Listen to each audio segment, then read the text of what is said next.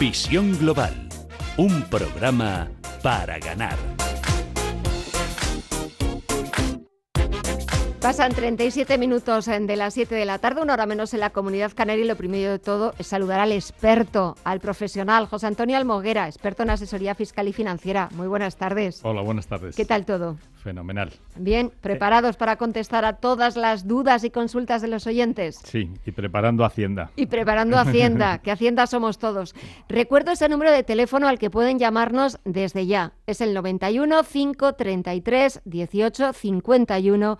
Y los que saben de esto, los expertos, le van a contestar sus dudas, sus preguntas. Y una de ellas, José Antonio, para empezar, es ¿cuándo empieza la declaración de la renta? ¿Cuándo empieza este año? Pues estamos ya casi metidos en faena.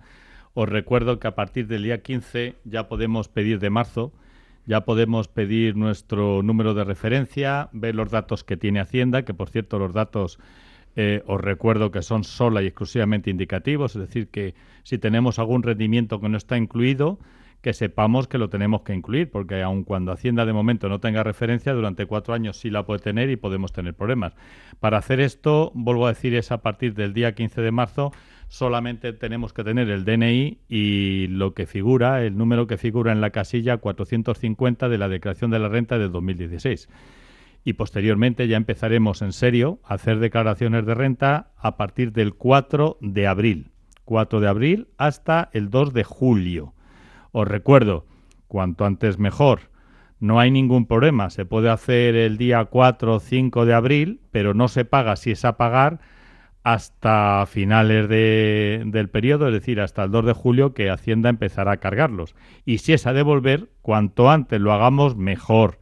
Porque sabéis que después empieza a haber mucha gente que se devuelve muchas declaraciones de la renta y cuanto más tardemos, mucho más tardan en devolverlos. De hecho, hay un 2% de las declaraciones de la renta que todavía nos han devuelto. En esa declaración de la renta, entre las novedades, vamos a preguntar, vamos a averiguar, por ejemplo, ¿cuál es la incidencia fiscal de las donaciones de bienes? Vamos a ver, una donación de bienes hay que tener un cuidado sustancial importante, que muchas veces no nos lo tenemos en cuenta. Por ejemplo, si es una donación de dinero y es en Madrid o es en Castilla-La Mancha, en Madrid, os recuerdo que donación a hijos, sobre todo si son hijos, cónyuges o padres, no hay ningún problema en cuanto al que lo recibe. ¿Por qué? Porque está exento en el 99%. Fenomenal. Hasta ahí todo correcto. Ahora bien, hay un problema y además que está saliendo mucho, me está viniendo mucha gente al despacho, que lo que han donado son pisos. Alguien, no sé si tomando una caña o no sé cuándo, les ha dicho que estaban exentos de tributar. Y efectivamente, están exentos de tributar las personas que lo reciben porque está exento en el impuesto sobre sucesiones y donaciones del 99%. Ahora bien, la persona que ha hecho la donación no está exenta y aun cuando se queda sin bien, tiene que tributar, por un lado, como ganancia patrimonial, la diferencia entre lo que le costó y lo que ha puesto a efecto del impuesto sobre sucesiones y donaciones, que suele ser mucho. Os recuerdo que un piso en Madrid hace muchos años no valía más de 6.000 euros y ahora ese mismo piso a lo mejor vale 600.000. Imaginaros la diferencia, lo que hay que pagar. Y además, la plusvalía municipal, que vuelvo a deciros, también es importante. Por lo tanto, cuando tengamos que donar, por favor, hablar con un profesional y, sobre todo, pensaros 2 veces antes de donar un piso que conlleva un montón de gastos e impuestos que es absurdo pagar. Y respecto a los fondos de inversión, ¿cómo fiscaliza, cómo tributa la venta de participaciones? Sí, os recuerdo que los fondos de inversión es uno de los instrumentos que utilizamos, además un buen instrumento fiscal que utilizamos a efectos de hacer inversiones. Pues os recuerdo, los fondos de inversión, las acciones, etcétera, todos tributan de la misma forma. ¿Cómo tributan? Como una ganancia patrimonial. La diferencia entre valor de adquisición y valor de enajenación, esa es una ganancia patrimonial por la que se tributa. Se tributa en la base imponible del ahorro, es decir, no nos sube progresividad y eso hace que los primeros 6.000 euros tributen al 19%, los 44.000 euros siguientes de beneficio tributen al 21% y a partir de 50.000 euros de beneficio al 23%. Pero no incide, vuelvo a decir, en la base imponible general, que os recuerdo que es el 45%.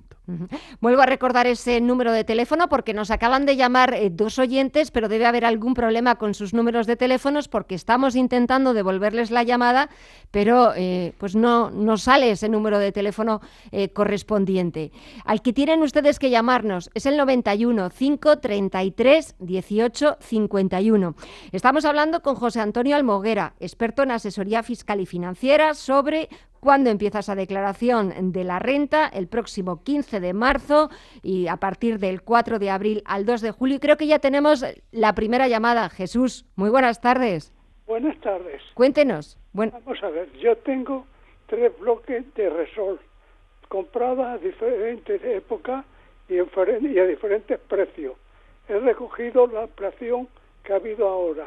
Entonces, como me han dado 29 acciones, ¿cómo tengo que repartir las acciones en cada bloque proporcional o cómo pongo los gastos eso? Pero Jesús, ¿es que vas a vender las acciones? ¿Eh? ¿Vas a vender las acciones o simplemente es que te han venido y no las vas a vender? No lo sé si las voy a vender. Vale. No nada. Entonces, perfecto, te explico.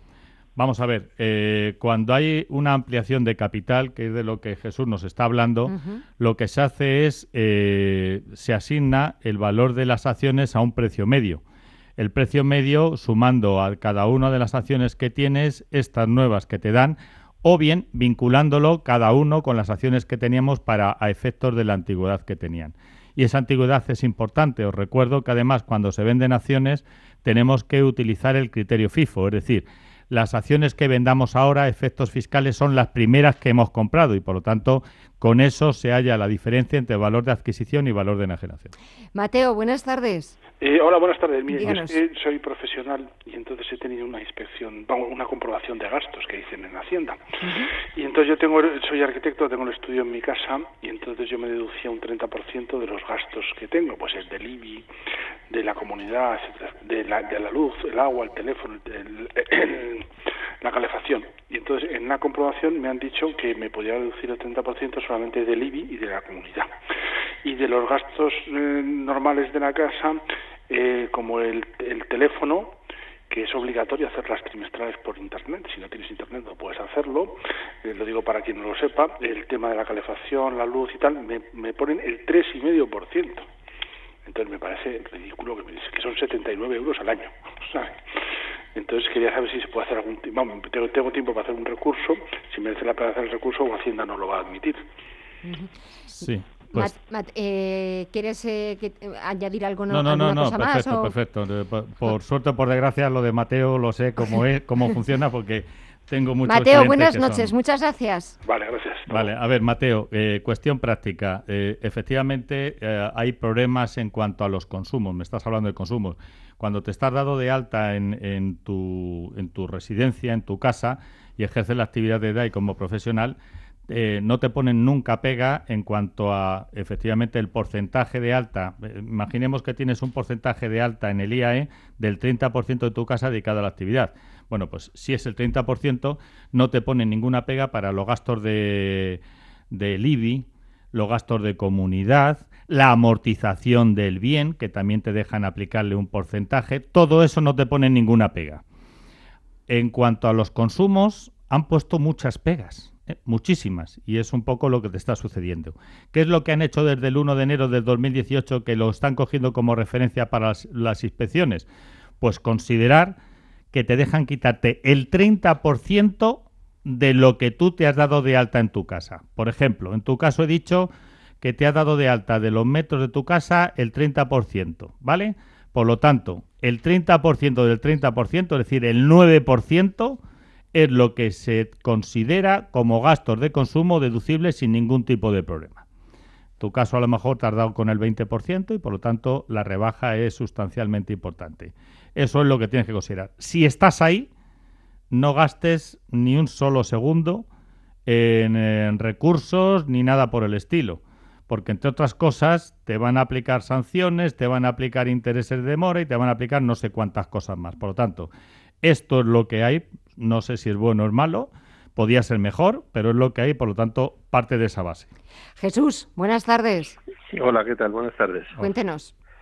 A ver, una consulta de cálculo de variación patrimonial. Imaginémonos que tenemos los mismos títulos de una acción en dos cuentas de valores distintas y vendemos las de una de las cuentas de valores. A la hora de calcular el valor de adquisición, ¿se consideran independientemente las dos cuentas o hay que hacer un FIFO tomando el global de todos los títulos? Bueno, pues Jesús, partiendo de lo que dice Hacienda, es tomando el total de todos los títulos. Hoja Excel, lo metes, etcétera. En la práctica no está bien hecho, pero la práctica es que la gente lo mete por cuentas.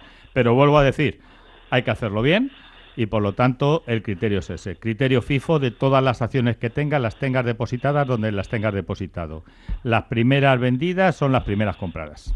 ¿Y esto qué hace la gente si les pillan? ¿Le hacen una paralela? Les harán una paralela, lo que pasa que Hacienda tampoco lo tiene especialmente claro cuando hay muchos movimientos, muchas cuentas, como se está... Pero yo te diría, hacerlo bien y dejarte de complicaciones. Vale. Muy bien. Jesús, muchas gracias. Buenas tardes. Hablando de acciones, ¿la venta de acciones o participaciones sin cotización, cómo tributa eso, José Antonio? Eso mucho cuidado, mucho cuidado. Es decir, no será ni la primera ni la última vez que me viene gente con inspecciones. Eso además, el que lo haga mal, la inspección la tiene segura, ¿eh? Vuelvo a decir, acciones sin cotización. Vamos a poner un supuesto práctico que se da mucho en la realidad. Una sociedad limitada que tienen los padres y ya quieren dárselo a los hijos. O se lo donan o se lo venden. En ese caso, valor de adquisición, lo que costó, y lo que costó es muy sencillo, es el capital de la sociedad que tenemos depositado. Y valor de enajenación, es decir, por lo que se vende o se dona, tiene que ser el mayor valor de los tres que voy a decir. Valor teórico, resultado del último ejercicio, el neto patrimonial, lo vemos y tal. Valor que resulte de capitalizar al 20% los beneficios de los 3 últimos años, o bien el valor real pagado. El mayor de los tres es el que es. En la sociedad limitada, los que nos estéis escuchando y lo tengáis, veréis que hacemos algo mal, no, lo siguiente. ¿Qué es? Pues que como no repartimos nunca dividendos, veréis que el neto patrimonial, es decir, el valor que estamos diciendo Hacienda que vale, es muy superior, porque todo lo llevamos a reservas, y reservas lo que hace es aumentar el valor de las acciones. Por lo tanto, cuidadín con eso, porque ¿qué es lo que pasa? Que cuando se hace eso, la persona que lo dona o que lo vende, como mínimo, tiene que poner ese valor y se le produce una ganancia patrimonial muy importante. Pues José Antonio Almoguera, experto en asesoría fiscal y financiera. Si te parece, ya para terminar, que hoy tenemos menos tiempo, recordemos ese calendario de la declaración de la renta de 2017. ¿Cuándo empieza? ¿Cuándo acaba el plazo? Vamos a volverlo a recordar. Vamos a ver, nuestro Vía Crucis de Hacienda de este año empieza el día 15 de marzo, que empieza con la posibilidad de pedir lo que es la referencia y ver los datos que tiene Hacienda. Y empezamos ya con el jolgorio el 4 de abril. Empezamos a cumplir con Hacienda y a pagar lo que tenemos que pagar. Sí, lo del jolgorio lo digo porque en esa época los que toméis cañas veréis que solamente habléis de Hacienda. Entonces sería el 4 de abril empezamos y terminamos el 2 de julio. Perfecto, pues ese es el calendario de la próxima declaración de la renta del IRPF. José Antonio Almoguera, experto en asesoría fiscal y financiera. No te vayas muy lejos, que sé que luego estás en la tertulia. Muchísimas gracias por tu profesionalidad, por tu experiencia y por contestar las dudas y las consultas de nuestros oyentes. Gracias y hasta dentro de un ratito. Gracias, hasta ahora.